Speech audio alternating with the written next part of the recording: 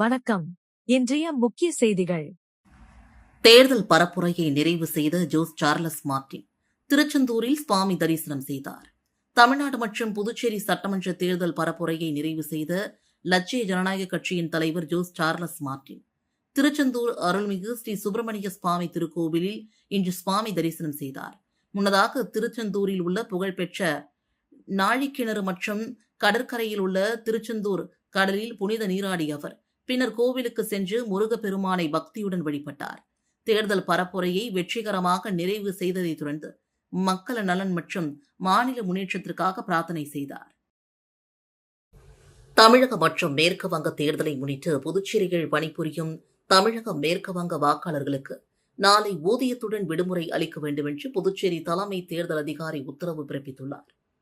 புதுச்சேரி தலைமை தேர்தல் அதிகாரி ஜவஹர் வெளியிட்டுள்ள உத்தரவில் தமிழக சட்டசபை தேர்தல் நாளை 23ஆம் தேதி நடைபெறுகிறது. மேற்கு வங்காளத்தில் வருகின்ற 23, 29ஆம் தேதிகளில் இரு கட்டமாக தேர்தல் நடைபெறுகிறது.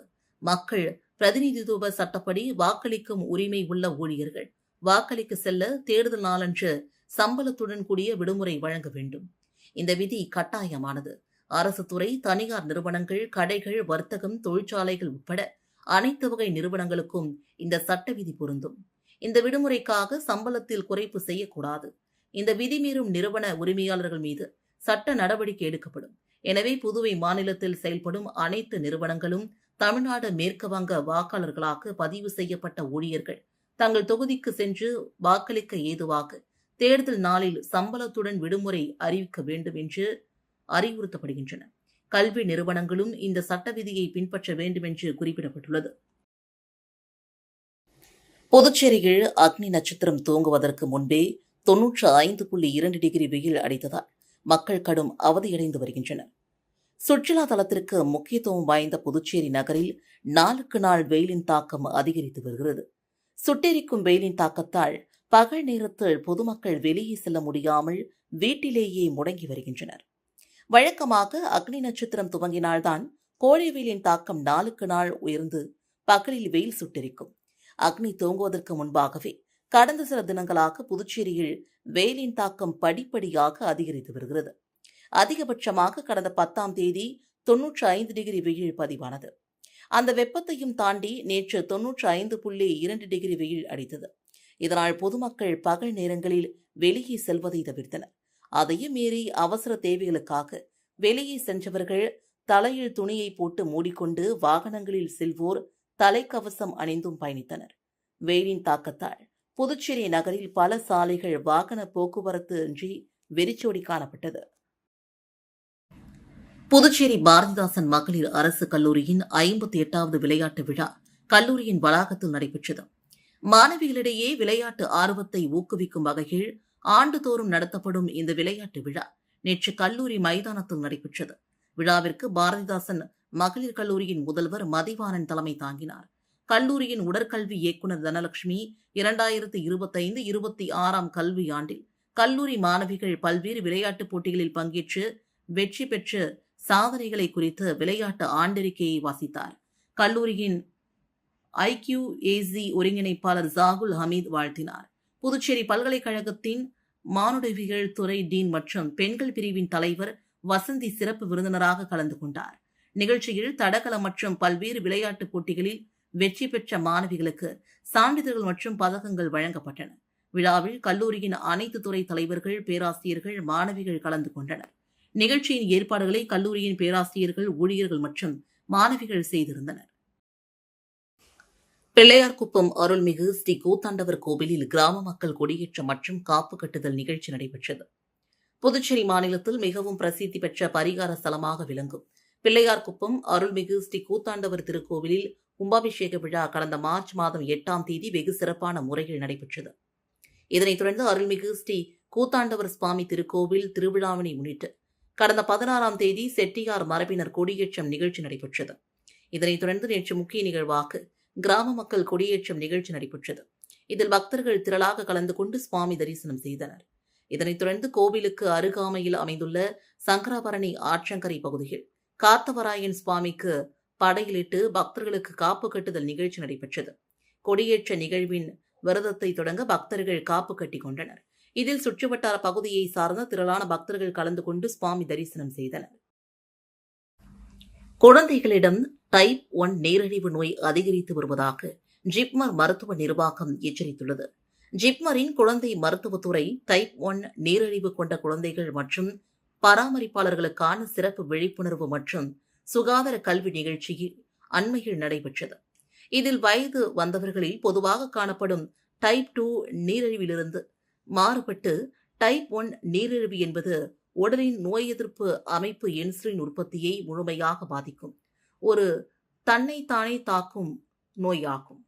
இது குழந்தைகளிடம் அதிகம் காணப்படுவது தெரிவிக்கப்பட்டது. இது பெரும்பாலும் குழந்தைகள் மற்றும் இளம் வயதினரை பாதிக்கிறது. காரணமறியாத உடல் எடை குறைவு, அடிக்கடி சிறுநீர் கழித்தல், அதிக தாகம், சோர்வு போன்ற ஆரம்ப அறிகுறிகளை கவனிக்காமல் விட்டால் உயிருக்கு ஆபத்தான அவசர நிலைக்கு விரைவாக மாற்றக்கூடும் என்றும் ஜிப்மர் நிபுணர்கள் எச்சரிக்கின்றனர். புதுச்சேரியில் கள்ளத்தனமாக மது விற்பனையில் ஈடுபட்ட 7 பேரை கைது செய்த போலீசார் அவர்களிடமிருந்து சுமார் 30,000 மதிப்புள்ள மதுபானங்களையும் பறிமுதல் செய்தனர். தமிழக சட்டசபை தேர்தலையொட்டி புதுச்சேரியில் உள்ள அனைத்து விதமான மதுபான கடை 3 நாட்கள் மூட கலால்துறை உத்தரவு பிறப்பித்திருந்தது. இந்த உத்தரவு நேற்று துவங்கி நாளை 23ஆம் தேதி வரை நடைமுறையில் உள்ளது. அதன்படி புதுச்சேரியில் உள்ள நேற்று காலை 10 மணி முதல் மதுக்கடைகள் மூடப்பட்டன. இந்நிலையில் நேற்று புதுச்சேரியில் கள்ளத்தனமாக மது விற்றவர்களை போலீசார் கைது செய்தனர். அதன்படி திருக்குனூரில் மணலிப்பட்டை சார்ந்த முத்துகிருஷ்ணன் வயது 29 என்பவரை கைது செய்து அவரிடமிருந்து ரூபாய் 19,304 மதிப்புள்ள மது பாட்டில்களை பறிமுதல் செய்தனர். பாகூர் கும்மாந்தன்மேடு பகுதியில் மடுகரையை சார்ந்த கார்த்திக் வயது 28 என்பவரை கைது செய்து அவரிடமிருந்து ரூபாய் 3,020 மதிப்புள்ள மது பாட்டில்களை பறிமுதல் செய்தனர். மேல் பரிக்கல்பட்டு பகுதியை சார்ந்த ரஞ்சித் வயது 25, சரபாலா வயது 28 ஆகிய 2 பேரை போலீசார் கைது செய்து ரூபாய் 1,130 மதிப்புள்ள மது பாட்டில்கள் மற்றும் 1,750 ரொக்கம், ஒரு பைக் ஆகியவற்றை பறிமுதல் செய்தனர். அரியங்குப்பம் பகுதியில் சக்கரபாணி வயது 40 என்பவரை போலீசார் கைது செய்து அவரிடமிருந்து 32 லிட்டர் சாராயம் மற்றும் பைக்கை பறிமுதல் செய்தனர். வில்லியனூரில் வீட்டில் பதுக்கி வைத்து மதுபானம் விற்பனை செய்த செந்தில் வயது 40 என்பவரை போலீசார் கைது செய்தனர். உருளையன்பேட்டை பகுதியில் மதுபானம் பதுக்கி வைத்து விற்பனை செய்த குமார் வயது 41 என்பவரை கைது செய்து அவரிடமிருந்து ரூபாய் 3,370 மதிப்புள்ள மதுபானத்தை பறிமுதல் செய்தனர். பாரதியார் பல்கலைக்கூடத்தில் மாலை நேர வகுப்புகள் துவங்க வேண்டும் என்று மாணவர்கள் மற்றும் பெற்றோர் வலியுறுத்தி வருகின்றனர். அரியங்குப்பத்தில் கலை பண்பாட்டுத்துறையின் மூலமாக பாரதியார் பல்கலைக்கூடம் இயங்கி வருகிறது. இந்தியாவில் உள்ள கல்லூரிகளில் நுண்கலைத்துறை, நடனத்துறை, இசைத்துறை ஆகிய 3 கலைத்துறையும் ஒரே கல்லூரியில் மாணவர்கள் படித்து வருவது சிறப்பு வாய்ந்ததாகும். இக்கல்லூரியில் 3 துறைகளில் மொத்தம் 300 மாணவ மாணவிகள் படித்து வருகின்றனர். இந்நிலையில் கடந்த 2024ஆம் ஆண்டு வரை கல்லூரியில் மாலை நேர வகுப்புகள் நடந்து வந்தது. கடந்த ஆண்டு முதல் மாலை நேர வகுப்புகள் நடக்காமல் இருந்து வருகிறது. புதுச்சேரி மற்றும் தமிழகத்தை சார்ந்த மாணவர்கள் மாலை நேர வகுப்பில் சேர ஆர்வம் காட்டி வருகின்றனர். மாலை நேர வகுப்புகள் துவங்க வேண்டும் என்று மாணவர்கள் மற்றும் பெற்றோர் கலை பண்பாட்டுத்துறை இயக்குநரிடம் தொடர்ந்து வலியுறுத்தி வருகின்றனர். புதுச்சேரி ரயில் நிலையத்தில் உதவி சப் இன்ஸ்பெக்டரை கத்தியால் குத்திய யாசகரை போலீசார் கைது செய்தனர். புதுச்சேரி ரயில் நிலையத்தில் நேற்று காலை உதவி சப் இன்ஸ்பெக்டர் சரவணன் வயது 40 என்பவர் தலைமையில் ரயில்வே பாதுகாப்பு படையினர் கண்காணிப்பு பணியில் ஈடுபட்டனர். அப்போது சென்னையிலிருந்து புதுச்சேரிக்கு வந்த ரயிலில் இருந்து இறங்கிய யாசகர் ஒருவர் நடைபாதையில் அசுத்தம் செய்தார். அதனை கண்ட ரயில்வே பாதுகாப்பு படையினர் அவரை கண்டித்து ரயில்வே ஸ்டேஷனில் இருந்து வெளியேற்றினர். அதே நபர் மதியம் 1 மணிக்கு ரயில் நிலையத்திற்கு வந்தார். அவரை அங்கிருந்த ரயில்வே பாதுகாப்பு படை உதவி சப் இன்ஸ்பெக்டர் சரவணன் உள்ளே விட மறுத்தார். அதில் அவர்களுக்குள் வாக்குவாதம் ஏற்பட்டது. ஆத்திரமடைந்த யாசகர் தன் பையில் வைத்திருந்த பேனா கத்தியால் உதவி சப் இன்ஸ்பெக்டர் சரவணன் இடது கையில் குத்தி கிழித்தார். இதில் நரம்பு துண்டாகி ரத்தம் பீச்சி அடித்தது. இதனை கண்ட பயணிகள் அலறியடித்து ஓடினர்.